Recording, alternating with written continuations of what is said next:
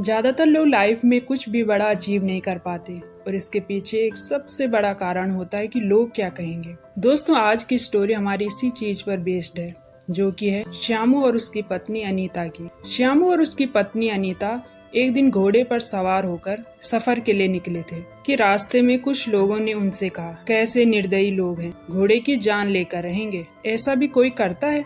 दो लोग एक छोटे से घोड़े पर। जैसे ही श्यामू ने यह बात सुनी, वह घोड़े से उतरकर पैदल चलने लगा। कुछ दूर सफर करने के बाद रास्ते में उन्हें कुछ औरतें दिखी, जिन्होंने अनीता से कहा, बेचारा पति पैदल चल रहा है और देखो इस महारानी को जो घोड़े पर कितनी शान से बैठी है और सफर का आनंद ले रही है। अनीता ने जब यह सुना तो उसने पति को घोड़े पर बैठने को कहा और वह पैदल चलने लगी। कुछ दूरी तय करने के बाद उन्हें कुछ और लोग मिले, जिन्होंने श्यामू से यही बात दोहराई, कैसा आदमी है जो अपनी पत्नी को पैदल चलने दे रहा है और खुद घोड़े पर शान से राजा की तरह बैठा हुआ है।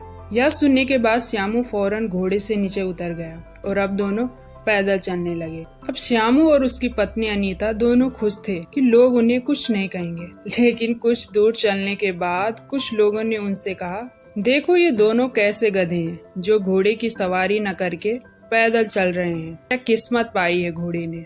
दोस्तों, लाइफ में बहुत सी चीजों को नजरअंदाज करना होता है। हर मोड़ पर हमें एक से बढ़कर एक ज्ञान देने वाले मिलेंगे। कुछ लोग अपने अनुभवों को आपके साथ शेयर करेंगे, कुछ लोग आपकी टांग खींचेंगे, कुछ लोग एक लक्ष्य लेकर चलेंगे कि आपको वो हमेशा नीचा दिखाएंगे और आपको कमजोर बनाएंगे, लेकिन आपको इग्नोर करना सीखना होगा। लोगों की बातों को माइंड से मत लगाइए। हाँ, कुछ लोग होंगे जो उनके अनुभवों को आपके बीच रखेंगे, आप उनसे सीख सकते हैं, लेकिन जरूरी नहीं कि उनकी लाइफ में जो हुआ है आपके साथ भी वही चीज हो।